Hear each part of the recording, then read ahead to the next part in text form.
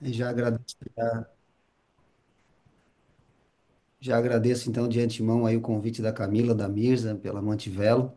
Eu acho que é bem importante esse assunto, né, esse tema para o profissionalismo do nosso setor, né, ele é fundamental. Eu já vou colocar aqui então a apresentação. Deixa eu compartilhar aqui então a tela.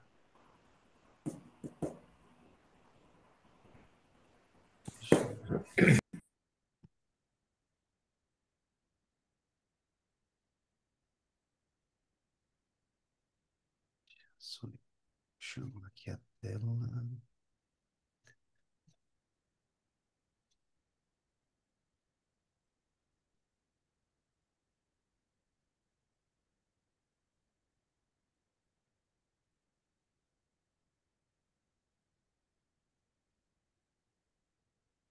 Só um minutinho que eu vou pegar aqui a tela que estava aberta até agora.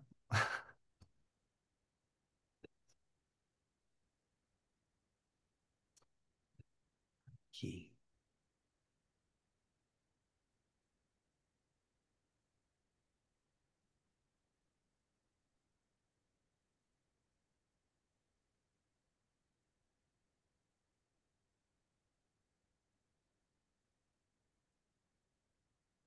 Ok, conseguem ver a minha apresentação? Sim. Ok. Então vamos lá. O tema ele é muito importante, né? Como a Mirza citou, ele é um tema relevante. A gente vem vendo esse tema recorrentemente nos noticiários, né? Principalmente a questão do seguro ou a falta do seguro, né? Então a gente tem algumas implicações aí jurídicas. A gente vai falar um pouco sobre isso, né? Em relação ao cicloturismo, principalmente. Né? Então a Roca hoje ela é a maior operação, né, de seguro em seguros para atividades de aventura e turismo da natureza. Nós somos especializados em seguro de acidentes pessoais e o seguro de responsabilidade civil, que a gente vai falar um pouquinho com mais detalhes. Né? Então, a gente está presente hoje em todos os estados do Brasil. Né? Nós temos hoje agências, clientes, condutores, de cicloturismo ou de turismo de aventura em todos os estados, né? Parques de aventura, destinos turísticos, pousadas, hotéis. Então, a gente tem hoje 1.500 agências e destinos turísticos, né, no Brasil todo.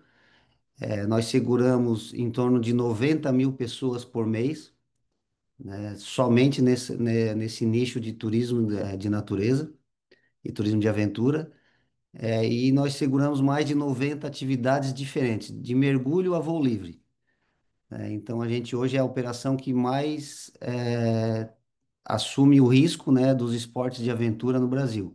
A gente tem uma gama completa de seguros, embora a nossa empresa também segure todos os ramos, né? Então a gente pode fazer desde o seguro de um automóvel ao seguro de uma bike, até o seguro de um avião, por exemplo, a gente tem uma operação bem grande, mas o nosso foco desde 2016, quando a gente lançou no mercado o Seguro Aventura, né, que é uma marca nossa, desde 2016 a gente tem um foco específico nesse nicho de turismo, eventos e esportes de aventura, né, que foi intensificado muito com a pandemia, né? Na pandemia, então, a gente foi uma das únicas operações que manteve uma operação de seguro viável durante a pandemia, né? Todas as outras seguradoras, elas cancelaram o seguro de eventos, né, porque os eventos não estavam acontecendo, mas as pessoas estavam indo para a natureza.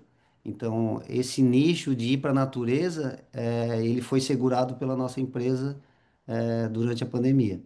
Então, com isso, a gente também teve um crescimento muito grande nesse período, amadureceu muito o nosso produto, a gente conseguiu, estender as nossas coberturas nesse período, em razão de manter essa proteção para quem precisava ainda fazer um evento ou fazer uma aventura, né, nesse período que foi bem difícil, como a gente sabe, né?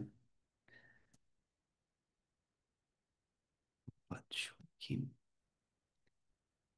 Isso. Então, falando um pouquinho sobre o turismo de aventura, né? Então, o turismo de aventura, principalmente nesse período da pandemia, ele ganhou uma nova roupagem, assim, né? A gente falava muito antigamente em esporte radical, turismo de aventura, né, esse termo esporte radical ele perdeu um pouco de sentido, né? Porque ele estava muito ligado a atividades que o senso comum imaginava como algo arriscado, né? Ah, escalada, mountain bike, voo livre, algumas atividades eram classificadas como esportes radicais, né? E com a chegada do turismo de aventura, o turismo de natureza, onde as pessoas querem ir para a natureza, então a gente pode classificar que praticamente todas as atividades, né, que não têm essa característica de esporte radical também são esportes de aventura, né? Então a gente vê aí a observação de pássaros, né?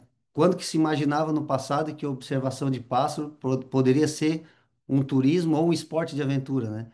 Então ele está classificado como esporte de aventura.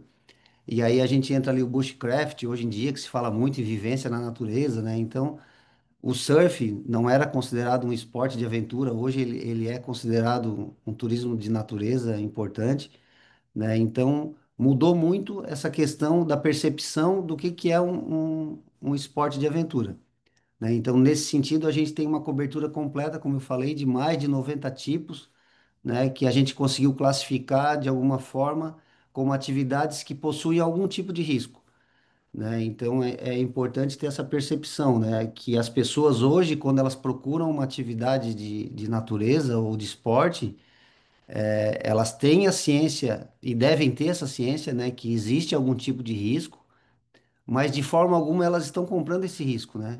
Elas querem a sensação do que aquele risco proporciona, né? Mas de forma alguma ela está comprando uma experiência que tenha um risco real para ela, né? Ela não imagina isso porque ela entende como o turismo convencional que era praticado antigamente. Ah, eu vou fazer uma visita a um museu, um turismo religioso.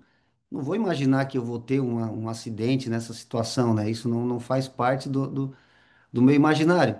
E quando eu venho agora fazer uma trilha, né, que eu nunca fiz uma trilha, eu quero fazer uma trilha, eu não imagino que eu estou adquirindo uma experiência com um risco real, né? Então, quem tem que assumir esse risco no lugar do cliente, vamos falar assim, é a agência, né? É o promotor do evento, né? Ele tem que ter essa consciência do risco acima de tudo, né? Mas de forma alguma a gente deve esconder o risco do nosso cliente final, né? A gente vai falar um pouquinho sobre isso, né? Nunca ignorar o risco e nunca esconder o risco. Isso é fundamental. Né? Então, falando um pouquinho do cicloturismo, né? A gente sabe que o cicloturismo ele vive um momento de expansão extraordinária, né? Eu sou escalador e montanhista, né? Gosto também de bike, né? Não tenho essa experiência com bike em montanha, por exemplo, mountain bike, né? Não tenho, mas tem crescido muito esse esporte, né? E as pessoas hoje buscam essa experiência pelo contato com a natureza e a emoção que somente uma bicicleta pode proporcionar, né? Ela me leva muito mais longe, né?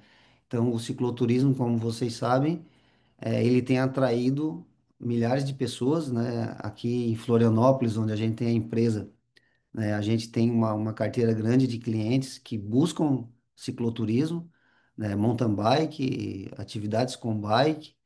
E esse era um tipo de seguro que também não era previsto pelas seguradoras, né? Quando a gente falava no mountain bike, por exemplo, nunca que uma seguradora ia imaginar fazer um seguro para alguém que vai para a montanha de bicicleta, né? Isso era considerado um esporte radical extremo, né?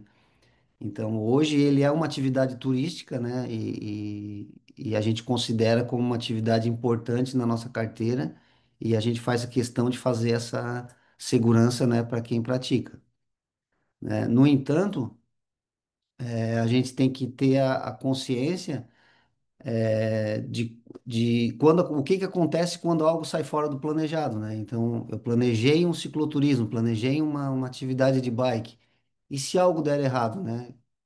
Se algo não sair conforme o planejado, o que que eu preciso fazer, o que que eu preciso saber, né? Que, que atenção eu tenho que ter para esse momento, né? Então, a gente vai falar um pouquinho sobre a lei, né? A natureza da responsabilidade, né, que é bem importante. Então, todo o turismo de aventura, não só o cicloturismo, mas também todas as atividades ligadas ao turismo, eles estão enquadradas no nosso Código Civil e no Código de Defesa do Consumidor com a responsabilidade objetiva, né? Então, assim, a relação do cliente, quando a gente fala assim, eu sou o promotor de evento, então eu sou um fornecedor pelo Código Civil, né? Eu me equiparo a um fornecedor de serviço. E o meu cliente, ele se equipara a um consumidor. Então a gente tem uma relação direta de consumo, fornecimento, consumo. Então essa atividade ela está regida diretamente pelo Código de Defesa do Consumidor. E que enquadra essa atividade, como muitas outras, como responsabilidade objetiva, né? E o que que isso quer dizer?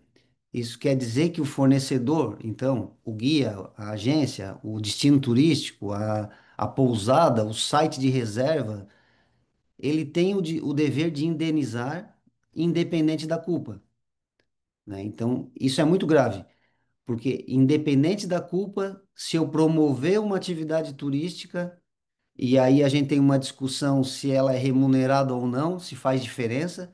Existe uma discussão hoje no judiciário de que mesmo uma atividade não remunerada, ela também está sujeita à responsabilidade objetiva.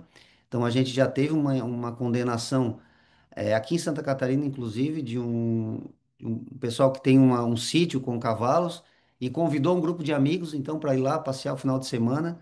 E dessas pessoas caiu do cavalo, acabou ficando paraplégica. E a família entrou na justiça então contra aquela fazenda e o juiz entendeu que existia então um nexo causal, a ligação direta entre aquela atividade e o dano que foi causado àquela pessoa e ela condenou o proprietário então ao pagamento de uma indenização, né? Isso foi algo inédito, mas a gente vê que o judiciário tende a responsabilizar alguém por um dano, né? Independente da gente ter aí a relação financeira ou não. Então, a responsabilidade objetiva diz que a gente tem o direito, tem o dever de indenizar, independente da culpa, desde que a gente tenha o dano. Então, se a gente tem um prejuízo sofrido pelo cliente, físico, material, moral, não importa qual é o dano que ele teve, existe um nexo causal, então a ligação direta entre o serviço que eu prestei e aquele dano, né? Então, eu estou fazendo um cicloturismo. A corrente da bicicleta soltou, o cliente caiu. Há então um nexo de causalidade entre a minha prestação de serviço e o dano que o cliente sofreu. E aí vem o dever de indenizar, né? Aí a obrigação de reparar aquele dano, independente da culpa, né? E que essa é a grande questão, né? Porque a gente fala assim, ah, mas eu não tive culpa, a correia arrebentou, a pessoa passou lá num buraco que não deveria passar, caiu. E aí, essa que é a questão, independente da culpa, ela está ligada somente a esse nexo de causalidade, né? O fato de eu promover aquela atividade já me faz ter a obrigação de indenizar, né? Então, a gente tem muitos clientes que falam assim: ah, não, mas o cliente já assinou aqui para mim que se acontecer alguma coisa, a responsabilidade é dele, né? Então, a gente sabe que no Brasil. A isenção de responsabilidade, né, a assinatura de uma isenção de responsabilidade, ela é considerada nula, né, porque ela é considerada abusiva perante o Código de Defesa do Consumidor, né? Então, um exemplo prático é quando a gente vai no supermercado e tem aquela placa no estacionamento, né? Ah, não deixe objetos no carro porque não nos responsabilizamos, né? Então, a gente sabe que independente dessa placa, independente de qualquer coisa, a responsabilidade do supermercado é objetiva, ocorrendo um dano àquele meu bem, independente da cobrança de um estacionamento ou não, o supermercado tem que indenizar, né? Então, essa é a mesma relação com o turismo de aventura, tá? É a mesma relação, é responsabilidade objetiva. Podemos seguir? Se alguém tiver alguma pergunta sobre essa parte específica, a gente pode ir conversando e aprimorando um pouco mais a nossa conversa, tá? Senão eu vou seguindo e a gente vai conversando. Eu tenho uma pergunta. Normalmente em outros países também tem eh, o nexo causal, o dever de indenizar, ou varia muito, assim? Muda muito de país para país. A Europa e os Estados Unidos é a mesma responsabilidade objetiva aqui do Brasil, mas a gente tem alguns países da Ásia, alguns da Europa também, que não. Aí existe a responsabilidade subjetiva, né? Então, no direito, a gente tem a responsabilidade objetiva, que independe da culpa, e a gente tem a responsabilidade subjetiva, que depende da culpa, né? Quem que responde hoje no Brasil por responsabilidade subjetiva? São os profissionais liberais. Aí entende-se aqui profissionais liberais, médico, advogado, aqueles que têm um conselho de classe, né? Então, se eu tenho um conselho de classe, eu respondo por responsabilidade subjetiva. É o caso de um médico, né? Ocorrendo um erro médico, não acontece, independente da culpa, ele tem que indenizar, não, vai ter que se apurar da culpa, né? Então, se houve culpa do médico naquele procedimento, ele responde. Não houve culpa, ele não responde, né? Então, já existiu uma iniciativa legislativa no Brasil, tem um projeto de lei que quer transformar o turismo, em responsabilidade subjetiva, né, onde teria que se apurar a culpa do fornecedor em relação ao dano, para então a gente ter a questão do dever de indenizar ou não, né? Mas hoje, no momento, todos os fornecedores de serviço, né, e aí pessoa física ou jurídica, estão sob a responsabilidade objetiva. Muito obrigado. Então, o Código de Defesa do Consumidor, né, ele fala lá no seu artigo 14, né, que o fornecedor de serviços responde, independente da existência de culpa, pela reparação dos danos causados aos consumidores, por defeitos relativos à prestação de serviços, bem como por informações insuficientes ou inadequadas sobre sua fruição e riscos. Então, aqui a gente consegue já ler aqui que aqui tem termo de responsabilidade, que o cliente precisa saber do risco. A gente vai falar um pouquinho sobre isso. E o Código Civil tem diversos artigos, né, que citam a obrigação de indenizar os danos causados a terceiros em que se responde patrimonialmente. Então, aqui é outra questão importante e um pouco complicado para o trade turístico, assim, porque a gente está falando sempre em responder patrimonialmente, né? Então a indenização é financeira sempre, né? Eu não tenho outro tipo de reparação no Brasil que não seja financeiro. Então, se eu promovo uma atividade e eu causei um dano, eu vou indenizar independente da culpa. E aí eu vou indenizar financeiramente. Se a empresa não tem, eu vou para o CPF. Então, automaticamente essa indenização vem para o CPF dos responsáveis. E aí toda a cadeia turística responde, né? Então, aquele que transportou, aquele que hospedou, aquele que promoveu no site. Então, todo mundo vai ter uma parcela de culpa no momento de uma indenização, né? É assim que a justiça vem buscando responsabilizar para indenizar alguém. Ela tenta pegar todo mundo que estava naquela oferta daquele produto para depois apurar o percentual que cada um vai indenizar. Mas é sempre financeiro. Então a gente pode ter uma consequência muito grave, né, para quem desenvolve atividades, que é um processo de execução, né, que não é como um Serasa, não é como um SPC que vai acabar daqui 5 anos, né? Não, ele é um processo de execução que vai perdurar a vida toda e vai buscar bens daquela pessoa para ressarcir o dano que ela causou.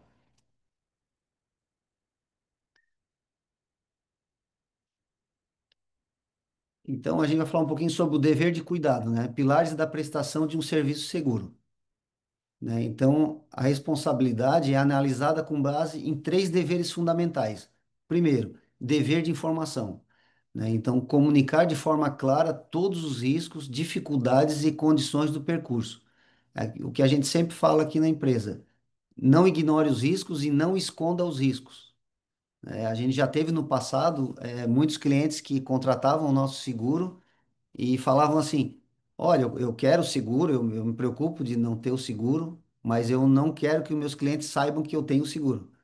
Porque se eles souberem que eu tenho seguro, então eles vão achar que é arriscado a minha atividade e não vão querer contratar, né? Então, felizmente isso não ocorre mais, né? As pessoas têm essa consciência do que é o risco, o dever de indenizar, então. Não faz nenhum sentido, né? Eu esconder do cliente o risco, vender para ele algo em que ele possa ter um dano e que eu que vou ter que indenizar, né? Então, o dever da informação, ele é previsto em norma, né, na NBR, na ISO, que a gente está falando aqui exatamente do termo de responsabilidade, o termo de conhecimento de risco, que a gente vai falar um pouquinho.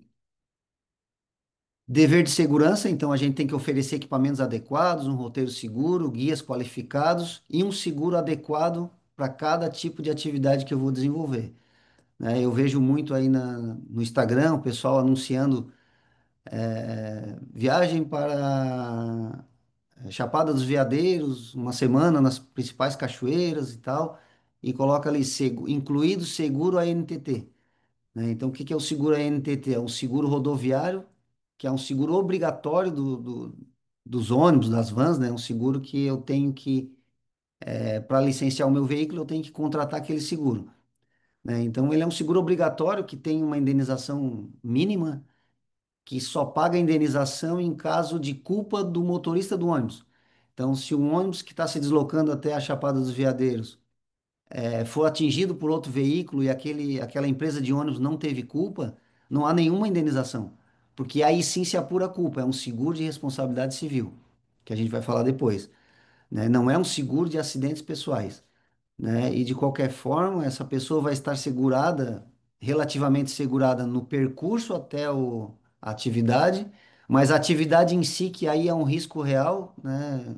Frequentar uma cachoeira, fazer uma trilha, um cicloturismo, ela não está segurada, né? Então a gente tem que cuidar muito com o que a gente oferece no mercado, porque esse tipo de informação também vai ser usado contra a gente depois numa apuração de uma culpa, né? Ou de uma indenização.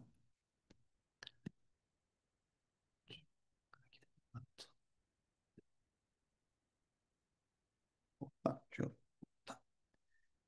E aí a gente tem aqui o dever de assistência, né? Então, o dever de assistência está relacionado à prestação de socorro imediato e adequado em caso de acidente, né? A gente tem muita pergunta sobre essa questão aqui, né? Ah, o seguro tem cobertura para resgate, né? Aí a gente vem numa situação que no Brasil, né, a obrigação constitucional de resgate, né, e de atendimento de primeiro atendimento médico é do Estado, né? O Estado é que deve fazer o socorro em qualquer situação, em qualquer local dentro do território nacional, né? Então o seguro ele foi calculado considerando essa situação legal, né? Então, hoje a gente tem seguro que parte de R$ 1,75, por exemplo, por pessoa por dia, né? Ele não seria esse valor se a gente tivesse o custo do resgate também para ser feito, né? Então, quando acontece um acidente, quem faz o resgate, então, vai ser o SAMU ou o bombeiro, ele que faz esse primeiro atendimento,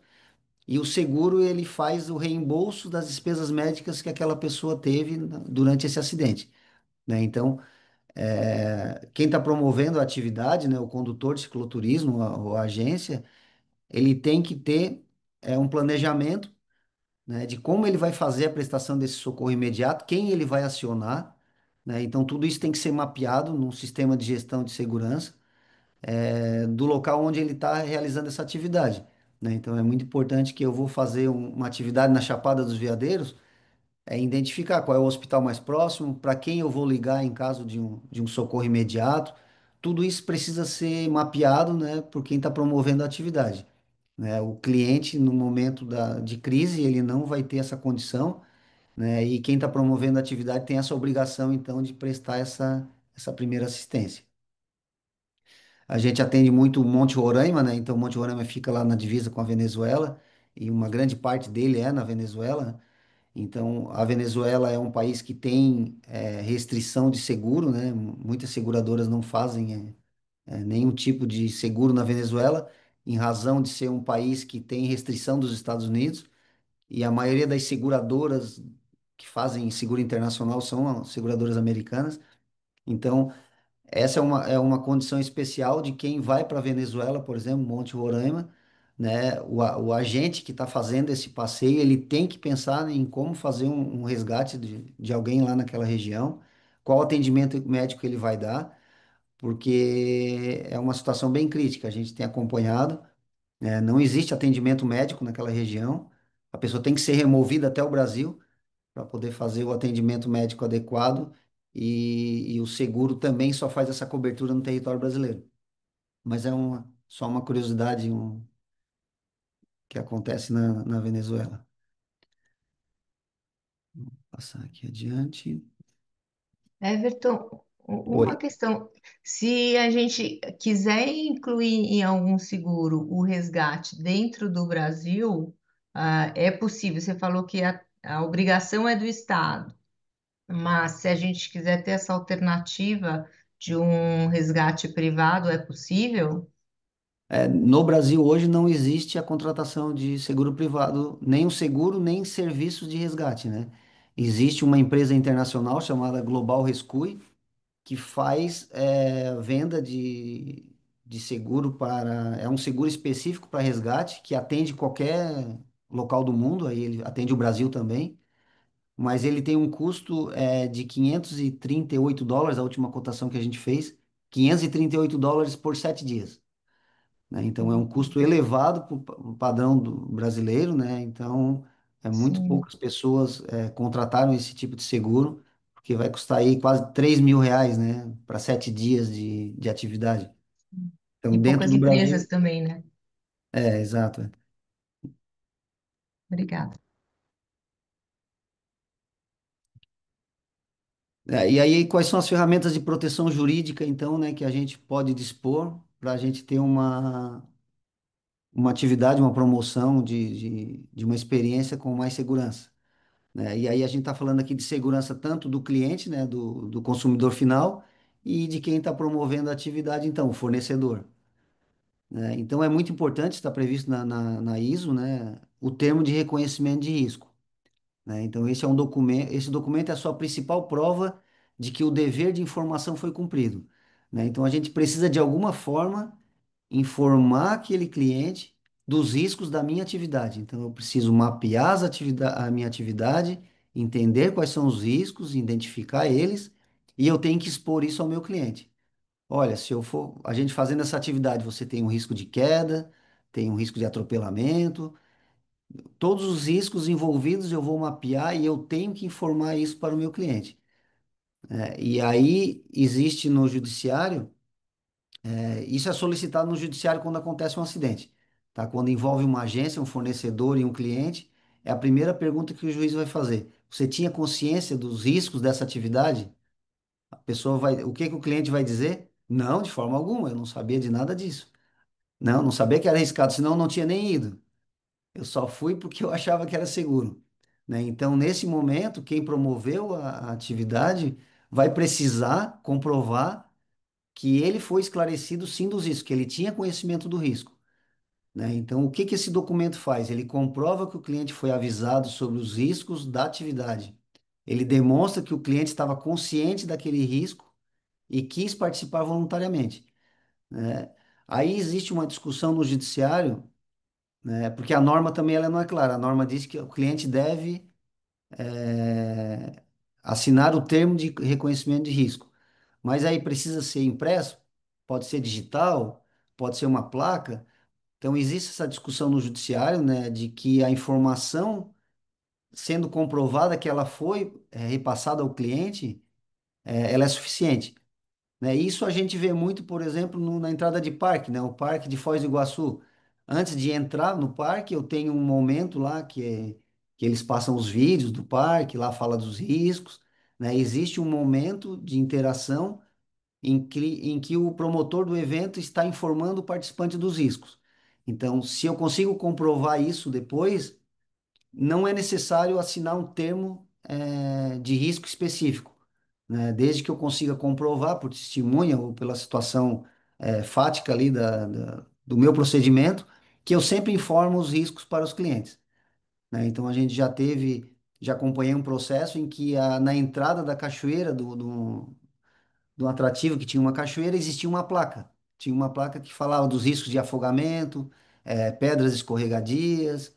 Então, isso serviu de prova, a foto dessa placa serviu de prova de que o cliente tinha sido avisado, sim, dos riscos daquele local. Né? Então, é muito importante a gente atentar para isso, né? E ter de alguma forma como comprovar que fez essa informação, né? Na ausência de uma estrutura melhor, de ser um parque de aventura, uma estrutura específica, vale a pena sim ter o termo de responsabilidade, né? De risco, de assunção de riscos, para que o cliente assina antes do início da atividade, né? É fundamental. E aí, o que que esse documento não faz? Né? Ele não anula a responsabilidade da empresa em caso de negligência, imprudência ou falha na segurança. Então, a gente lembra lá de novo da responsabilidade objetiva, né? Então, de forma alguma, esse documento vai me isentar da minha responsabilidade. Esse é o ponto essencial. Não adianta eu ter um termo de isenção de risco responsabilizando o cliente, né? Então, ó, aqui existe o risco, mas se acontecer alguma coisa, a responsabilidade é sua. Aí a pessoa assina, né? Então não adianta, isso é nulo de pleno direito, né? E não faz sentido. Mas então para que que serve o termo de reconhecimento de risco se ele não vai me anular a responsabilidade? Né? Ele é utilizado pelo judiciário ou para diminuir a indenização, ele diminui o peso da responsabilidade e muitas vezes isenta, muitas vezes pode isentar, porque pode ficar comprovado também que, embora existia aquele risco, houve a culpa da própria vítima, né? Então, existe também no judiciário o entendimento do reconhecimento da culpa da própria vítima, que é o caso, por exemplo, de quem faz selfie, né? Então, eu vou lá, estou fazendo um passeio de cicloturismo, eu desço da bike, vou lá na beirada do penhasco, tiro uma foto, caio e me acidento. Aí a culpa foi de quem promoveu o cicloturismo, né? Então, essa situação o judiciário já tem entendido como culpa da própria vítima. Mas, no entanto, é muito difícil de comprovar, né? É muito difícil comprovar que aquela pessoa cometeu algo para tentar contra a sua própria vida, né? Então, a gente precisa de muitas provas, e muitas vezes é difícil de comprovar isso judicialmente.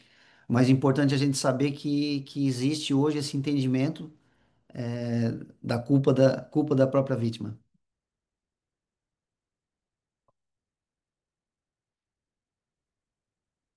De fato, eu não posso deixar de ter um documento que comprove que eu fiz a exposição do risco, né, para o cliente. E aí a gente tem o segundo ponto, que é o sistema de gestão de segurança, né? Muita gente me fala que eu não tenho condições de contratar um sistema de gestão de segurança. É muito caro, os consultores cobram muito. A gente já ouviu falar que em R$ 30.000, já teve empresa que pagou R$ 50.000 por um sistema de gestão de segurança. Então, assim, a norma diz que eu devo ter um sistema de gestão de segurança, mas não diz que eu tenho que ter um sistema de gestão de segurança de R$ 50.000, né? O objetivo do SGS é identificar os teus riscos, avaliar eles, sempre que eu possa ter uma possibilidade de um acidente, eu tenho que avaliar o que eu posso fazer para que eu possa mitigar então esses riscos continuamente, né? Então eu vou mapeando, vou avaliando, vou mitigando e vou melhorando a minha operação, né? Então é importante eu ter um SGS minimamente. Eu tenho que saber mapear isso, né? E aí na internet você consegue aí alguns formulários básicos de SGS. O importante é a gente ter essa consciência que eu preciso identificar os riscos da minha atividade, né? Eu não posso, novamente, ignorar os riscos. Porque quando eu ignoro os riscos, eu deixo de ver algumas coisas, né? Eu não percebo algo que está acontecendo rotineiramente, que às vezes é só um princípio de incidente, acontece algumas coisas, vão me dando sinais, até que aquilo se transforma em um acidente. Se eu identifico e avalio, eu consigo tomar medidas para que isso não volte a acontecer. Então, é muito importante essa situação. A gente tem aqui clientes que às vezes não conseguem comprar a norma, né? Eu não consigo comprar a norma é cara e realmente eu acho que é um erro, né? A norma não deveria ser comprada, né? Ela deveria ser uma obrigação do Estado fornecer, né? E a nossa operação aqui, a gente compra quatro, cinco normas todos os meses e tem que comprar em nome do cliente, né? O cliente que não consegue comprar, a gente compra porque a gente quer contribuir com essa proteção. E aí a gente tem que comprar a norma no nome do cliente, ela vem gravada no nome do cliente, não pode ser. distribuída, porque aí vai ter problema de direito autoral e tudo. Então, é um pouco complicado, né, essa questão no Brasil, onde as normas viraram algo comercial, né? Da mesma forma que o SGS também não é acessível para todo mundo, né? Então, a gente tem até uma parceria com um parceiro nosso que se chama Aventura Legal. Vocês podem depois pesquisar na internet. Ele fez um sistema de gestão de segurança, a gente auxiliou ele nesse processo digital, né? Então, em vez de um consultor lá na tua propriedade ou na tua atividade fazer um sistema de gestão de segurança, onde tem um custo de deslocamento, obviamente, de um consultor, ele fez um sistema de gestão de segurança digital em que tem um custo bem acessível e a pessoa consegue implementar, seguindo lá os áudios, vídeos online, consegue implantar um sistema de gestão de segurança muito bom. E a gente ajudou, financiou esse sistema também, a seguradora, para que mais pessoas, né, mais tenham acesso a um sistema de gestão de segurança, que ele é fundamental. Alguma dúvida, pessoal, sobre essa questão do termo de conhecimento de risco? Depois eu vou falar um pouquinho. A gente tem no nosso sistema de seguro o termo de reconhecimento de risco digital, né? Então, hoje pode ser assinado digitalmente, é possível rastrear, né, quem assinou, a validade desse documento. Então, a gente inclui ele no nosso sistema de seguro. Quando o cliente vai lá fazer o seguro dele, da sua operação, ele dá um aceite digital no termo digital de vocês, que vocês incluem no nosso sistema, e automaticamente vocês eliminam a necessidade de ter um documento, né, um papel, né? Mas eu vou falar um pouquinho depois. Então, o que que eu preciso ter, né, para uma operação segura? Né? O que que a gente considera aqui como uma operação segura? Então, a gente tem aí no topo, né, um sistema de gestão de segurança, que a gente conversou, minimamente, né? Eu preciso identificar os meus riscos, né? Eu preciso entender quais são as normas técnicas que estão relacionadas à minha atividade. Então, não são todas as atividades que têm normas técnicas, mas a grande maioria tem, né? Então, eu preciso ler uma norma técnica da NBR para saber que equipamento de segurança é necessário, tanto individual quanto coletivo, para realizar a atividade que eu proponho, né? Então, é essencial conhecer as normas técnicas e mais essencial ainda a qualificação, né? A gente tem que se qualificar sempre. É isso que vocês estão fazendo aqui também hoje, né? Então, buscar sempre qualificação. Hoje a internet facilita, né, essa troca de experiência. Se a gente procurar, a gente encontra quase tudo na internet, então tem muita informação relevante. Então, qualificação é fundamental. E aí, embaixo disso, a gente tem três pilares, né, relacionados ao seguro, né? Então, eu tenho o primeiro, que é o seguro de acidentes pessoais, né, que é um seguro específico, então, para atividades de esportes de aventura, turismo na natureza, eventos. É um seguro que dá proteção direta para o meu cliente, né? Então, esse cliente ele fica segurado para acidentes pessoais. E aqui é importante destacar, porque muitas pessoas acham que, por exemplo, eu tem cliente que me comenta assim, não, meu cliente não quer fazer o seguro porque ele tem seguro de vida do Banco do Brasil, né? E aí ele acha que não precisa ter o seguro, né? Então é importante entender que o seguro de acidentes pessoais para esporte de aventura é considerado um risco agravado na seguradora, né? Então, o meu seguro de vida convencional, aquele que eu contrato no banco, ou mesmo numa outra seguradora, se vocês forem ler lá as letras miúdas, os riscos excluídos, vai estar constando atividades de turismo e aventura.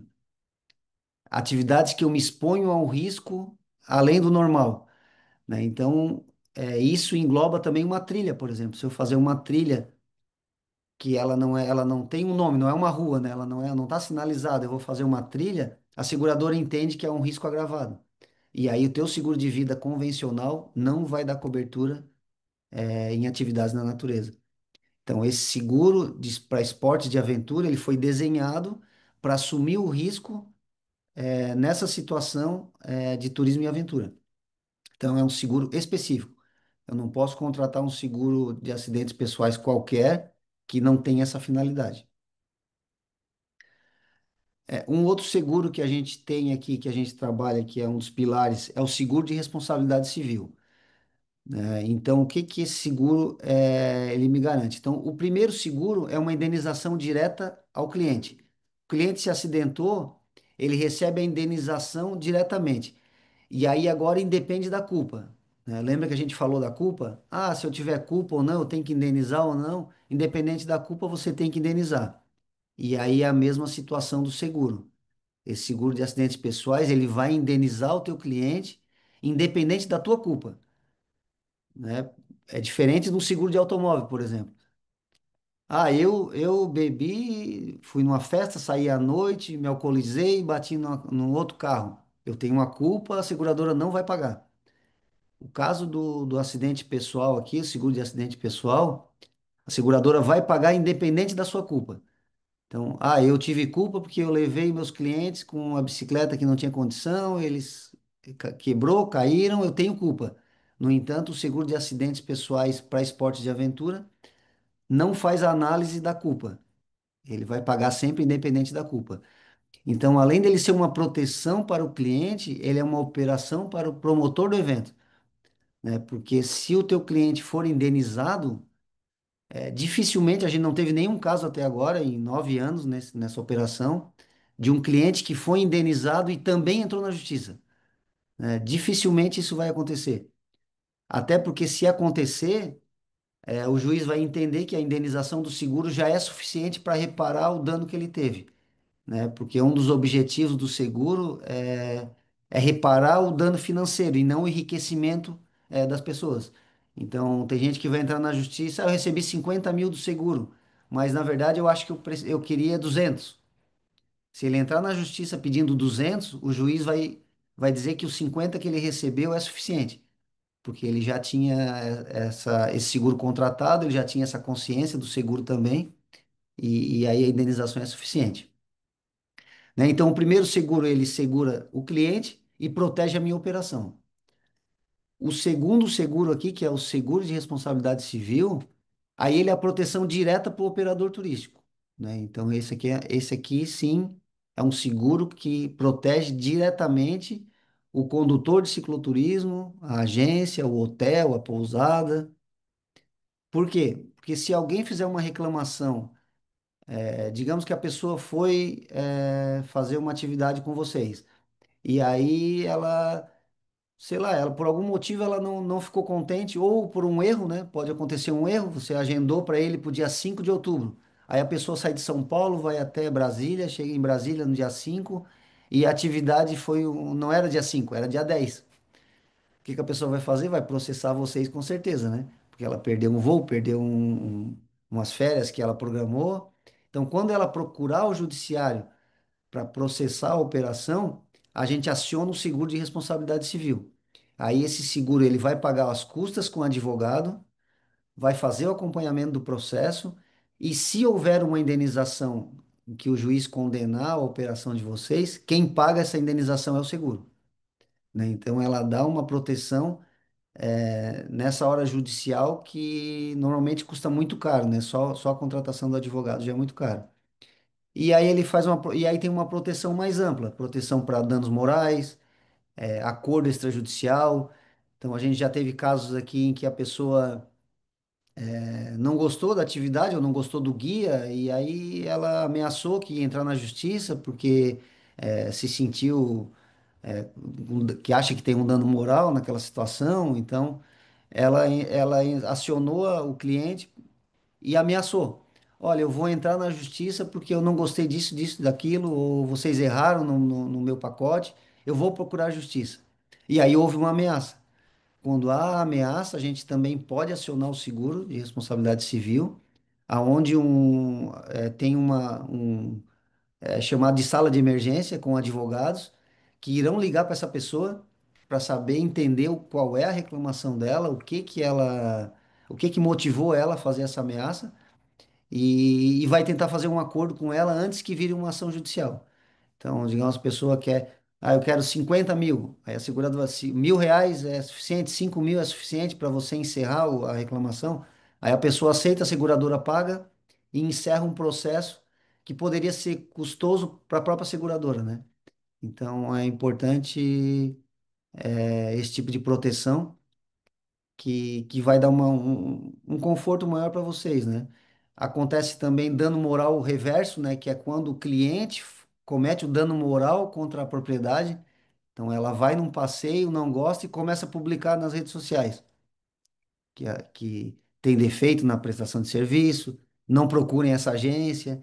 Então esse também é uma situação em que a seguradora pode ser acionada para fazer, aí os advogados da seguradora fazem o caminho contrário.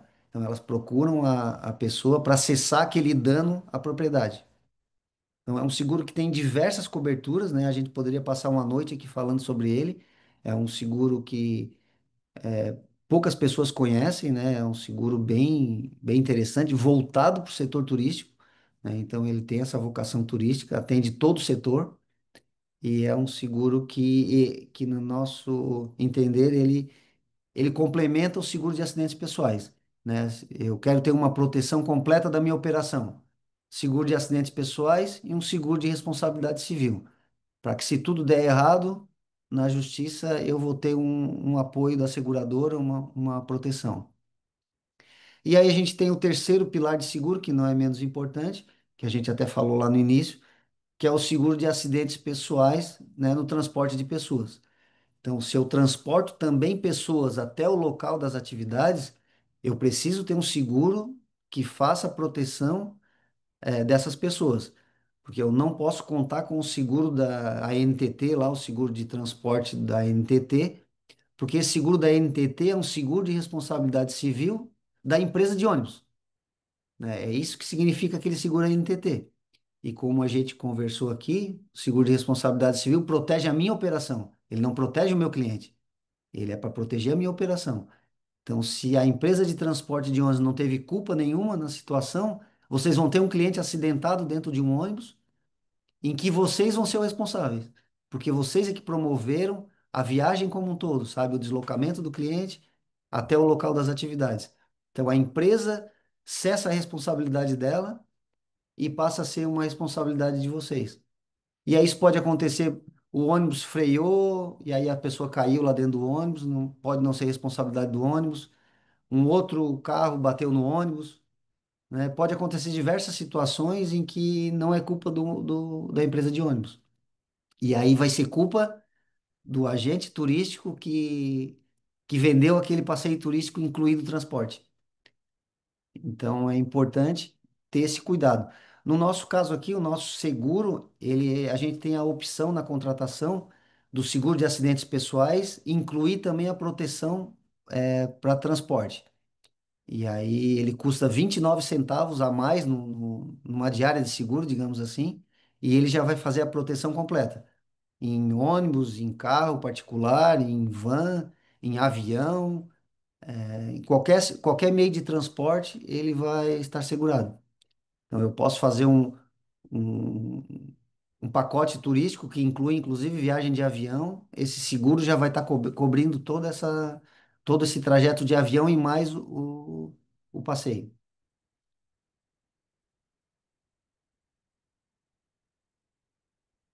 Sei que pode ser muita informação ou muita coisa ao mesmo tempo, mas se você tiver alguma dúvida em relação a esses seguros, a gente pode especificar um pouco mais.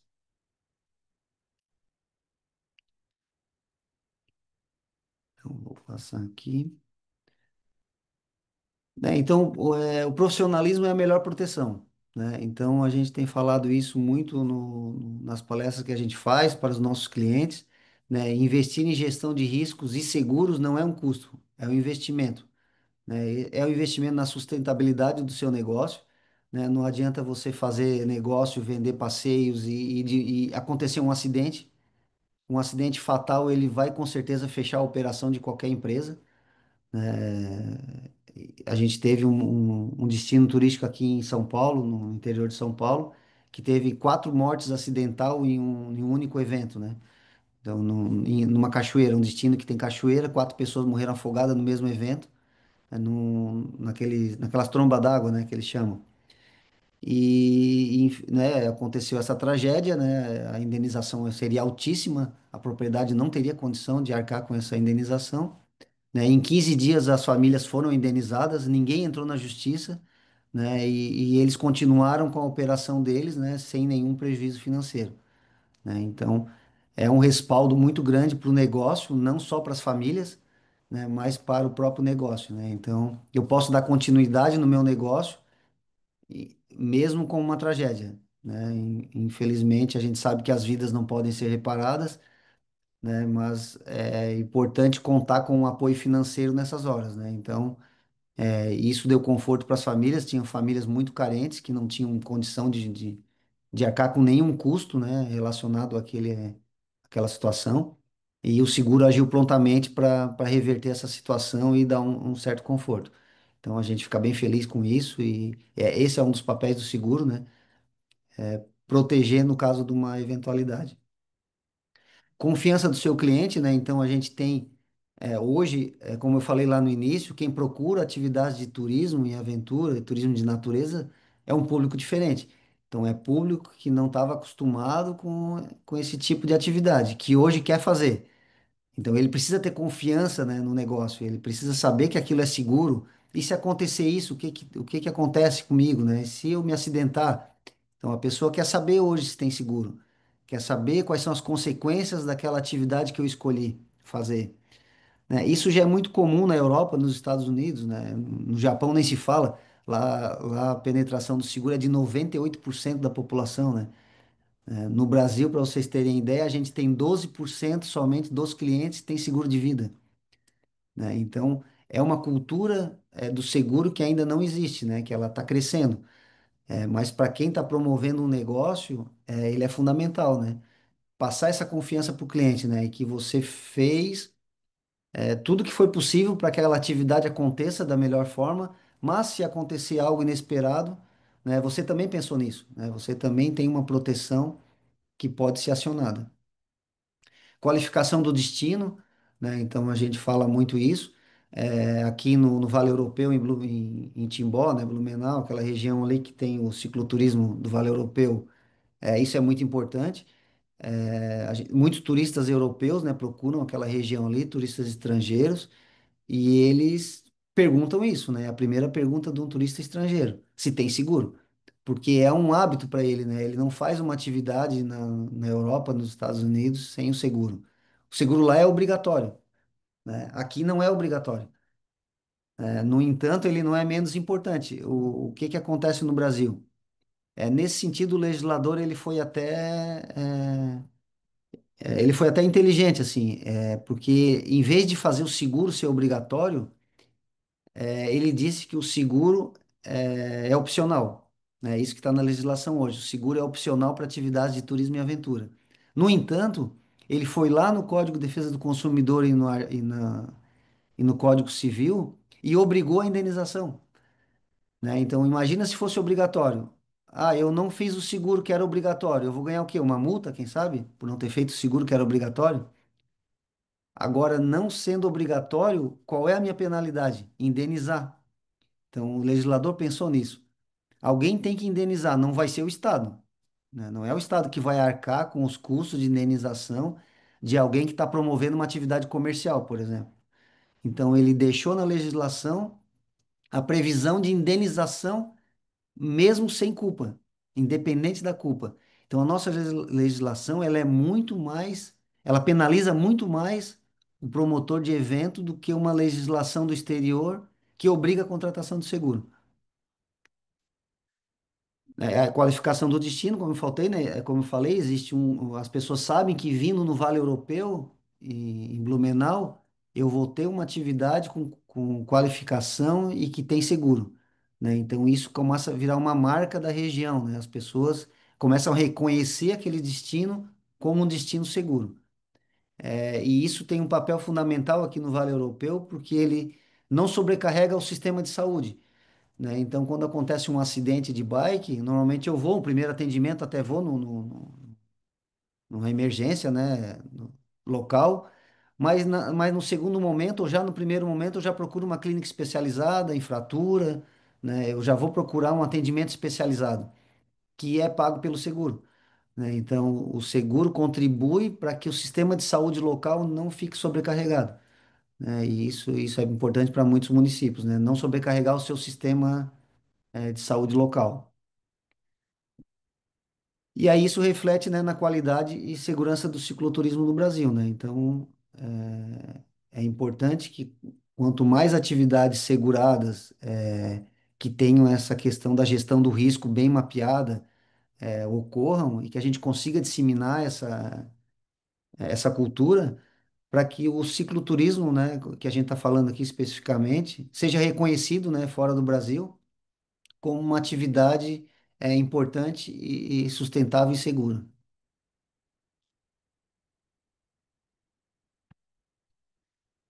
Né? Então, falando um pouquinho específico, então, sobre a nossa operação de seguro, né? Como que funciona, né? Então, a gente tem uma emissão de seguro totalmente digital, né? A nossa seguradora, ela nasceu digitalmente, né? Com uma missão de eliminar o uso de papel, né? Já foi uma missão desde o início, que a gente foi implantando aos poucos, né? Todos os seguros no Brasil, eles eram contratados mediante assinatura. Então, a gente gerava uma pólice de seguro, enviava para o cliente rubricava, digitalizava e mandava novamente ou mandava pelo correio. E, então, era um processo lento que não ocorria de forma imediata, né? Na contramão das atividades de turismo e aventura, que acontecem às vezes na hora, né? Então, a gente tem hoje uma operação grande, de tirolesas no Brasil, em que a pessoa chega na hora, decide fazer o passeio de tirolesa, né? Ou decide fazer uma trilha, um passeio de caiaque, de barco. E aí, como que eu vou fazer uma contratação de seguro com 24 horas, 48 horas de antecedência, né? Então, essa foi uma missão da nossa operação, resolver essa questão da emissão do seguro de forma imediata, né? Então, a gente conseguiu fazer essa plataforma, então, digital, que emite um seguro online, né? Então, se eu quiser iniciar um passeio, um cicloturismo, daqui a 1 minuto, eu posso contratar um seguro agora e já iniciar daqui a 1 minuto segurado, né? Então, a característica dessa pólice de seguro é emissão online e imediata. E aí ela pode ser contratada no nosso site, pode ser contratada no aplicativo específico que a gente tem para as agências, para os condutores. E a gente tem a emissão pelo QR Code também, onde o próprio condutor ali, ele gera o evento, né? Eu vou fazer um evento agora de cicloturismo, o meu sistema gera um QR Code em que a pessoa com o celular dela pode apontar para esse QR Code e ela mesma faz o check-in no seguro, né? Informando 3 dados básicos: nome, CPF e data de nascimento. Ela informou isso, ela está segurada naquele momento, por 24 horas. Ou por 2 dias, 10 dias, não importa, né? Quem define isso é o condutor. Posso fazer um cicloturismo de 10 dias, eu vou ali, cadastro no aplicativo um cicloturismo de 10 dias, o destino que eu vou fazer ele, e automaticamente o sistema gera um QR Code que os meus clientes podem apontar e fazer o check-in. Posso enviar também um link para esses clientes no WhatsApp, então o sistema gera um link, eu envio no WhatsApp e o cliente vai lá e ele mesmo preenche os dados e ele já está segurado naquele momento. E aí eu posso incluir o termo de responsabilidade digital, aquele que a gente conversou, onde eu importo para dentro do meu sistema o termo específico de vocês, então vocês vão me falar, vão passar para mim qual é o termo que eu tenho, esse é o termo que eu uso no papel, a gente digitaliza ele, coloca ele no sistema. E aí a pessoa, na hora que for preencher o seguro, ele tem que dar o aceite digital nesse documento para depois preencher o seguro, né? Então vocês também passam a ter uma plataforma de emissão de seguro e de termo de responsabilidade digital totalmente online, o que facilita bastante.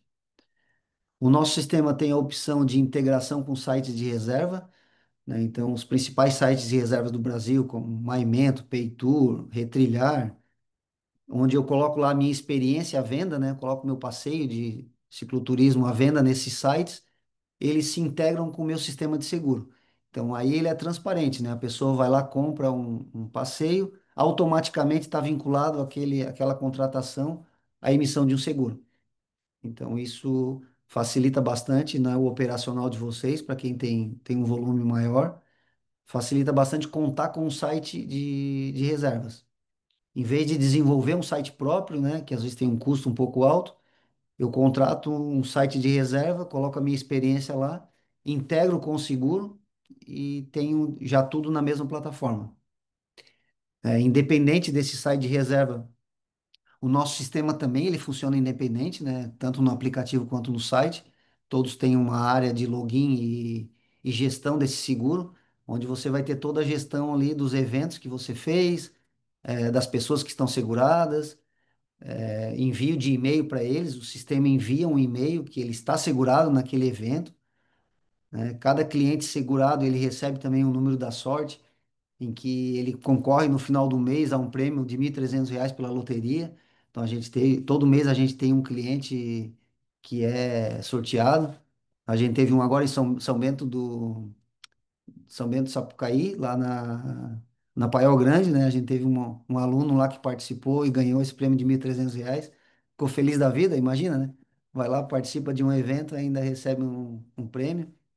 Então, a gente tem uma interação muito grande com o cliente, né? O nosso sistema, ele envia na hora que a pessoa se cadastra, ele já envia para ele um e-mail informando que ele está segurado na atividade de vocês, nos dias que ele está segurado, com a pólice anexada. Então, tudo isso de forma automática e instantânea, né? Então é uma gestão bem interessante. Se vocês cancelarem esse evento por algum motivo, cadastrei um evento para final de semana, mas aí vai chover na sexta-feira. Eu tenho até o horário de início desse evento que eu determinei no sistema. Ele inicia 8 horas da manhã. Eu tenho até 7h59 para cancelar ele no sistema ou transferir ele para outra data. Então vocês têm gestão completa da atividade de vocês. E aí vocês não vão pagar por isso, né? Não vão pagar por ter cancelado um evento. E o cliente já recebe na mesma hora que o seguro dele foi cancelado para aquela atividade que estava programada, né? Então a gente tem um sistema bem inteligente aí para auxiliar a operação, né? Então Everton, estamos. uma pergunta. No caso de um condutor de cicloturismo não ser um CNPJ, é possível fazer uso desse sistema? Sim, a gente é uma das poucas seguradoras, né, que faz o cadastro de tanto para CNPJ quanto para CPF, né? Hoje a gente tem em torno de 800 condutores de turismo que têm o nosso seguro, né, com as mesmas funcionalidades do que uma empresa, né? Então não há distinção hoje entre CPF e CNPJ. Esse também foi um desafio da nossa operação, que foi proporcionar também para os pequenos, quem está começando, quem é individual, né, somente um guia, proporcionar também a possibilidade de ter um seguro, né? Isso era restrito às empresas CNPJ, né? E isso foi uma barreira que a gente quebrou também, de proporcionar o seguro para quem também é CPF. Então não há problema nenhum, não há diferenciação nem de preço, o valor do seguro é o mesmo para CPF ou para CNPJ.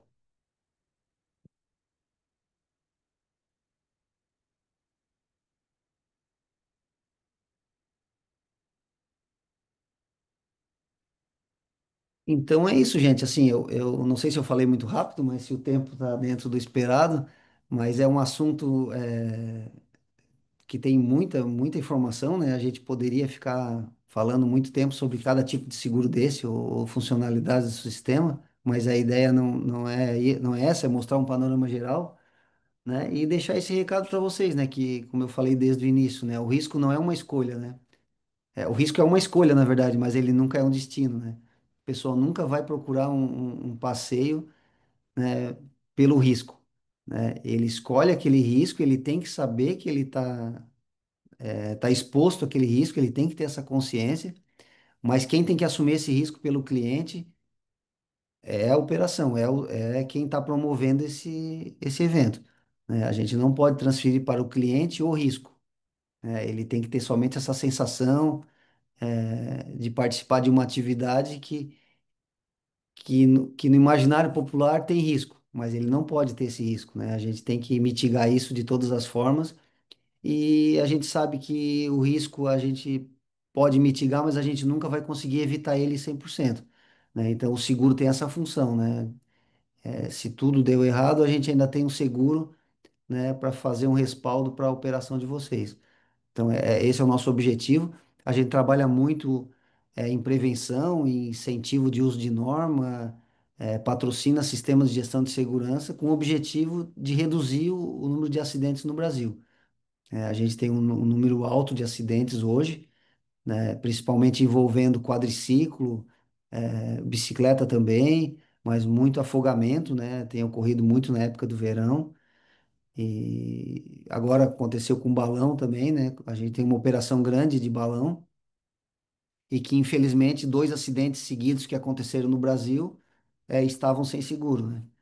Então, isso é muito grave e isso foi uma das decisões, né, que fez o juiz fazer a prisão preventiva dessa operação aqui em Praia Grande, né?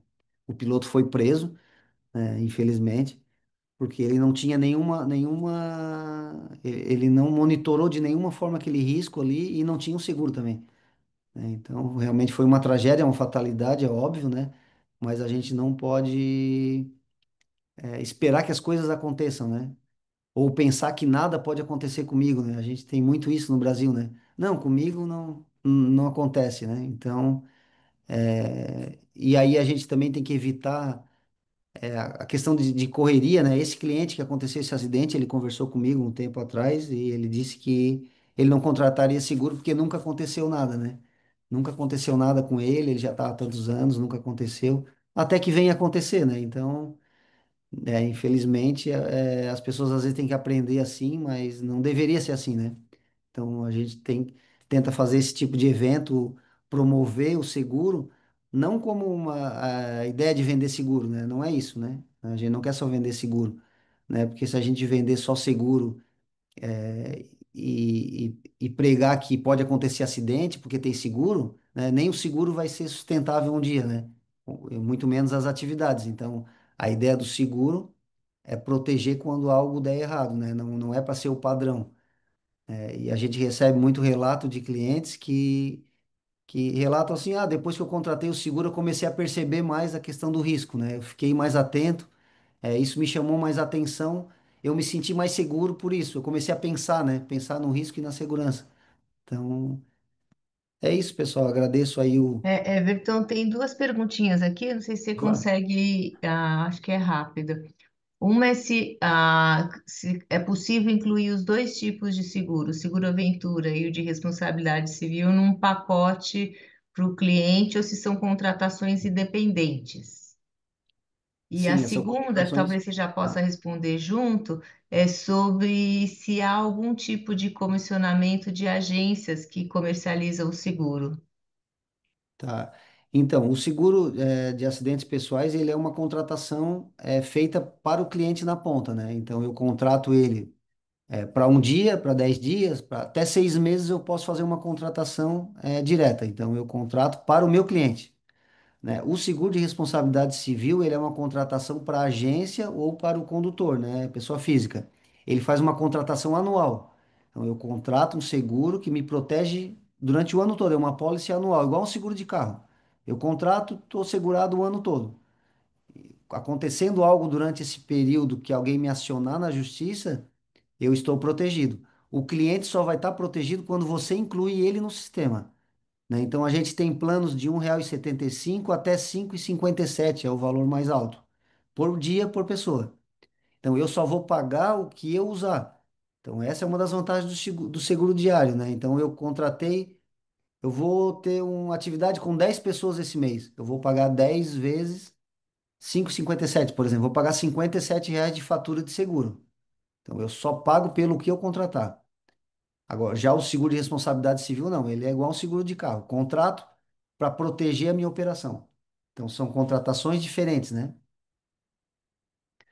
E a outra pergunta em relação. Desculpa, esqueci. Se há algum tipo de comissionamento para agências. Ok. Então, o nosso seguro ele é feito não para o cliente final, né? Ele já é feito para as agências e para os promotores de eventos. né? Então, a nossa tabela, ela já é a tabela para vocês que promovem eventos, né? Então, a gente não vende diretamente para o cliente. O que que a gente tem? A gente tem o que é chamado seguro day use, né? Em que eu posso hoje contratar para passear um dia uma pessoa que não está ligada a alguma agência, por exemplo. Ah, eu quero fazer um passeio de bike aqui na Beira-Mar, em Florianópolis. Posso contratar um seguro? Posso. Ele entra lá no nosso site, a gente tem a modalidade de day use, ele mesmo contrata e aí tem um preço fixo lá de R$ 4 por pessoa. Então ele consegue contratar por R$ 4 por pessoa, sendo que no plano de agência é R$ 1,75. Então já tem uma diferença de valor, né, para vocês, e aí vocês podem ou repassar isso para o cliente, ou cobrar um valor mais alto, ou já embutir no próprio pacote, né, que é o correto, né? O cliente às vezes não. A gente tem operação que, eu coloco lá para o cliente se ele quer mais R$ 2 pelo seguro. Então, o que que acontece nesses casos? O cliente, quando ele vai fazer uma atividade, ele não, como a gente conversou antes, ele não está ciente do risco, né? Ele acha que não é perigoso. Então, se você falar para ele, ó, tem mais R$ 2 pelo seguro, você quer? A pessoa vai dizer, não, não, estou contratando aqui com você, confio em você, né? Não, não precisa de seguro. Então, mesmo R$ 2, a pessoa não vai querer contratar. Então, vale a pena já embutir no pacote, porque essa é uma proteção não só para o cliente, é uma proteção para vocês, né? Como a gente viu, né?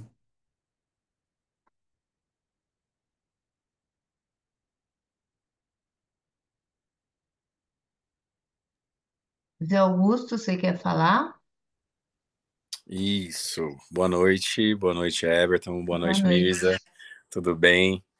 Boa. A minha dúvida é a seguinte: por exemplo, Caminho da Fé, o cicloturismo Serras Verdes, né? A gestão dessas rotas, elas são realizadas através de associações, né? Que fazem a gestão, a sinalização, promoção dessas rotas.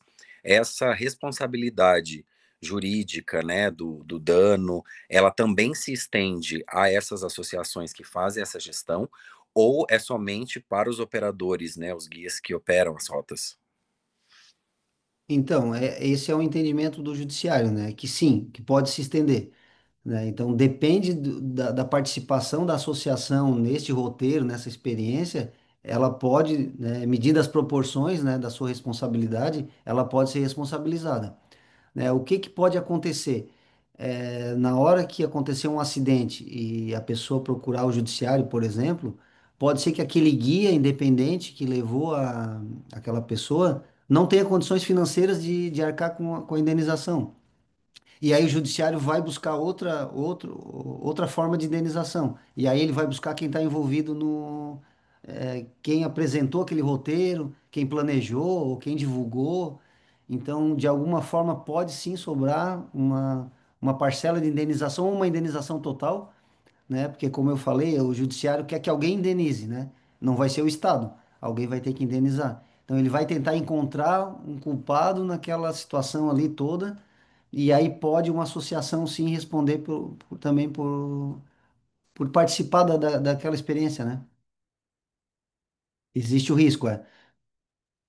Perfeito, obrigado.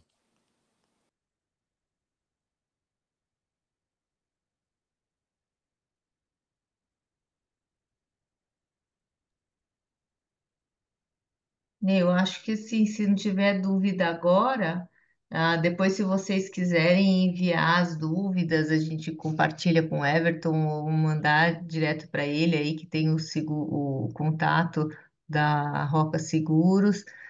Fica todo mundo à vontade, só conta para a gente poder estudar mais o assunto, né?